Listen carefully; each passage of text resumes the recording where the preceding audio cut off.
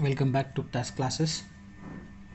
We will see motor car provisions of motor car. This is the last important point in perquisites. Okay, hence the value of perk is taxable in three cases. So we are giving motor car is being given by the employer to the employee. So what first case where motor car is owned or hired by the employer. So employer is the owner of the car or is hiring the car. Next, where employee owns a motor car but actual expenses are reimbursed by the employer. So whose car is this? Employee's car is this, and who is paying these expenses? Employer is paying. Okay, so we'll see these two cases first. So first we are saying that car is owned or hired by the employer. Actual repairs and maintenance are met by employer only. Okay, so we'll write here. So heading is motor car perquisites. This will become part of a long question. So we are writing heading as when the car is owned or hired by employer. Expenses also paid by employer. So we are writing car is motor car is owned or hired by employer, and expenses also who is paying? Expenses also paid by employer. So we have written the car is owned by employer and the expenses are paid by employer only. This will be mentioned in the question. Okay, so we are having two types of cars. One is small car,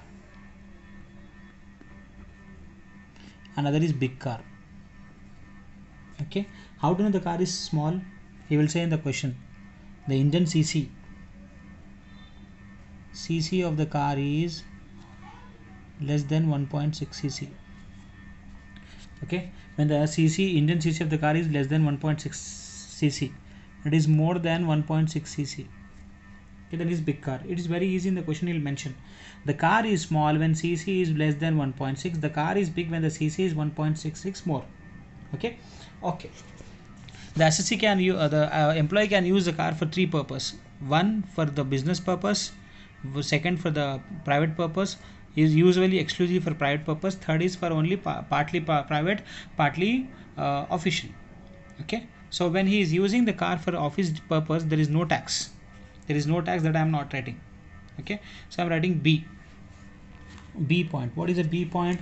When the car is used for private purpose exclusively, means he is using the car for private purpose, used exclusively for private or personal purpose. The employee is using the car for his private or personal purpose. Okay, so what we have tried? We have tried here. If the car is small, what we have tried? We have tried actual expenditure.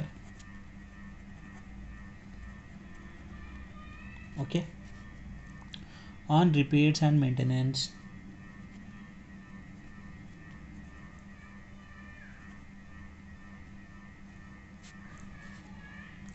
paid by employer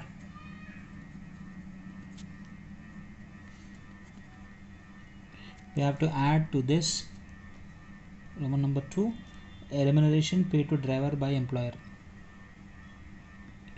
Remuneration to paid to driver by employer. So employer is paying remuneration to the driver, plus we have to take if it is owned. If it is owned, then you have to write 10% of depreciation of the car on actual cost. If it is owned by the employer, or actual hire charges, hire hire charges paid by employer. Okay, minus, you have to deduct minus amount received from Amount charged from employee. Amount charged from employee.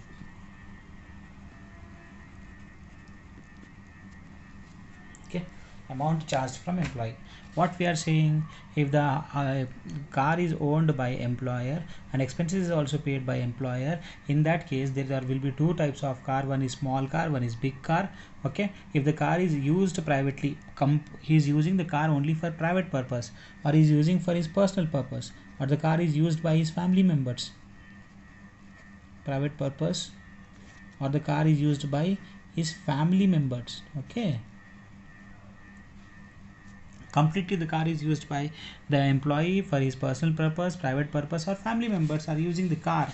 In that case, what we have to do, actual expenditure repairs and maintenance paid by employer, and remuneration paid to driver, 10% of original cost of the actual cost, original cost if it is owned, or if it is hired, actual hire charges paid by the employer.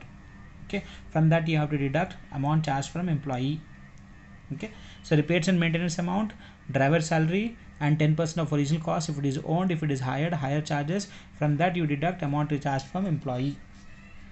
Okay, here also same. If it is a big car, same thing we have to write here, same as the same you have to write here. If it is owned by, if it is a big car also same things are there. Small car and big car same. Okay, so again here I have tried big car, actual expenditure on repairs and maintenance paid by employer, driver salary, 10% of original cost, or actual hire charges minus amount received from employee. Same we have to write here. If the car is used privately, partly official purpose and partly personal purpose.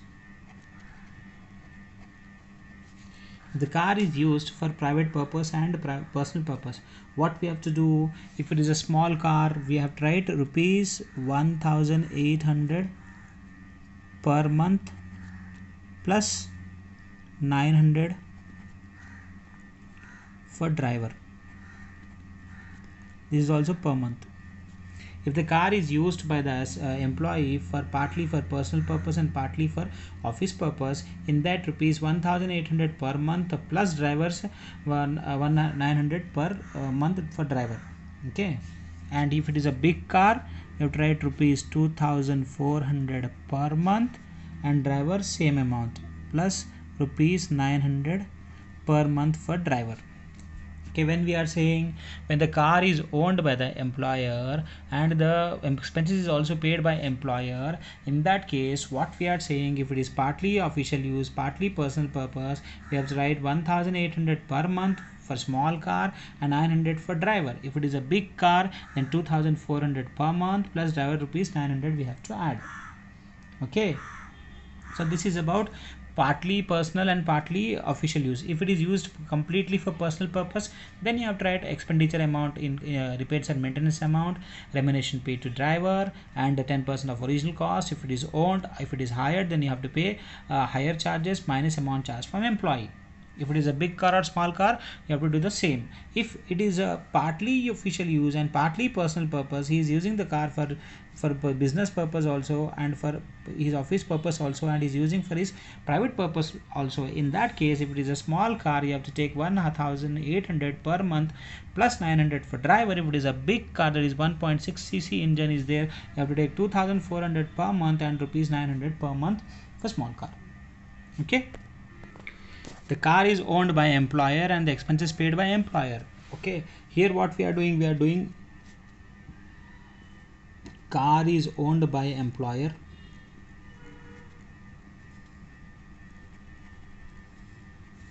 and expenses paid by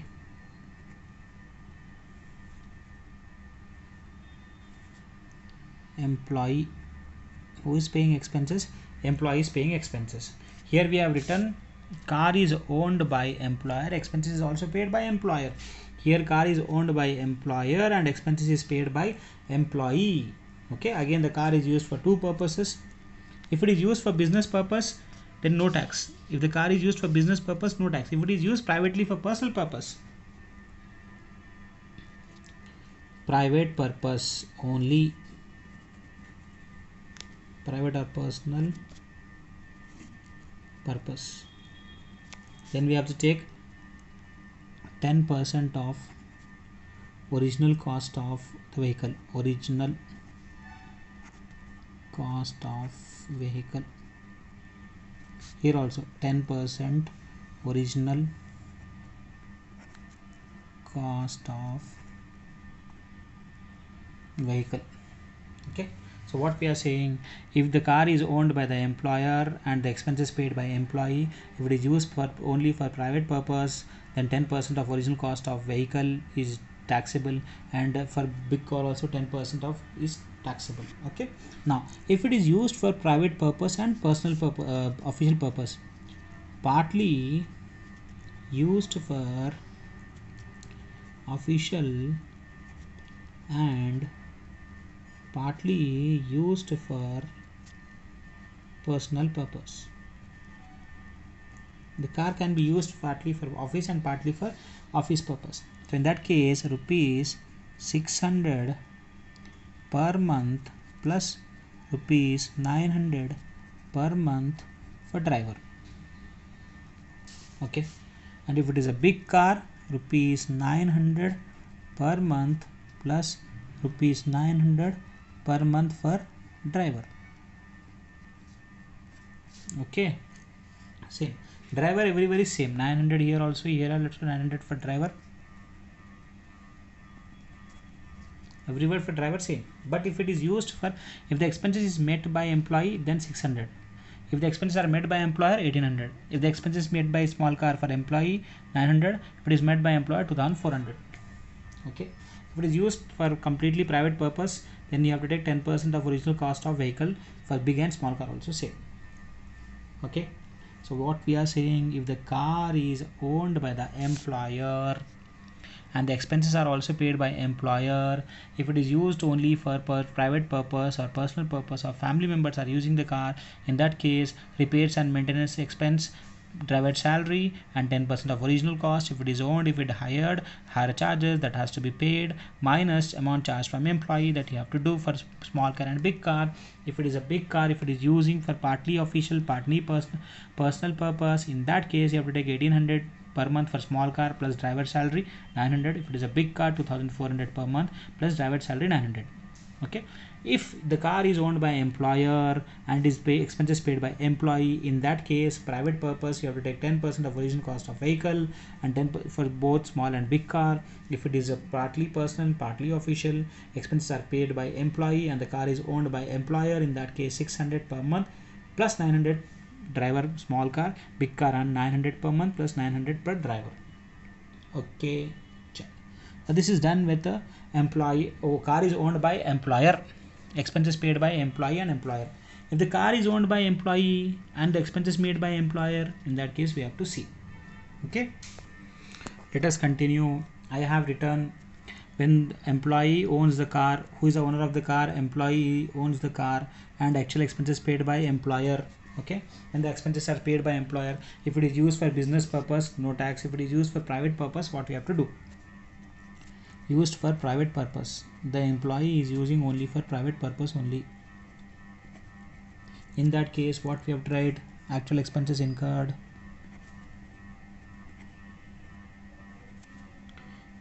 by employer, then you have to less amount recovered for employer,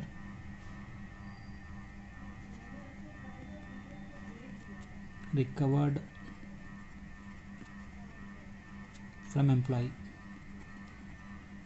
Okay, when the car is owned by the employee and the expenses are paid by employer, in that case actual expenses incurred by employer, you have to deduct from this actual amount received from employee. Here also same, for big car also same. Okay, same you have tried here. Amount actual amount expenses incurred by employer minus actual amount recorded from employee. Okay, now this is important. If it is used partly for office purpose, official purpose, and partly for private purpose. In that case, what we have to do, this is important. Actual amount incurred, actual expenditure met by employer minus 1800 per month for small car plus 900 per month for driver minus amount recovered from employee.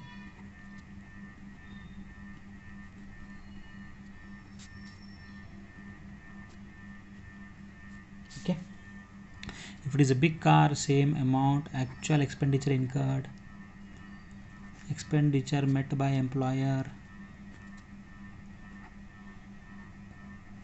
Instead of writing 1800, you have to write 2400 per month plus 900 for driver. Okay, less amount recovered from employee. Actual amount recovered from employee.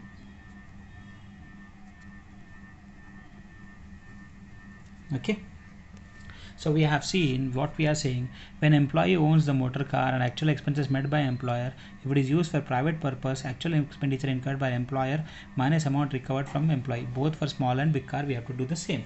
If it is used for private purpose and personal purpose, what you have to do, actual amount incurred met by the employer minus amount recovered from employee, same as we have done here. One more item you have to deduct, 1800 per month plus 900 for driver. Okay, if it is small car 1800, for big car 2400, same is the case. Okay, so we have seen that the car is owned by employer and expenses met by employer. So this is a case. Okay, partly personal, partly official. This you remember, this will be asked. 1800 per month plus 900 per month for small car, 2400 per month for 900 per month for small big car. If it is owned, if the expenses is made by employee, then we have to see 10% of original cost of private purpose, and for small car 600 per month plus 900 per month for driver, 900 per month for big car, 900 for driver. Okay, when expenses made by employer, expenses made by employee. Car is owned by employer, car is owned by employer. When the car is owned by employer, expenses made by employee. Car is owned by employer. Who is the owner of the car? Employee. And who is paying the expenses? Employer. In that case, private purpose, expenses incurred by employer minus amount received from employee. If it is used for both personal purpose and private purpose, same we have to write. One more thing here, we have to write 1800 for small car plus driver, 2400 plus 900 for big car. Okay, so this is about motor car.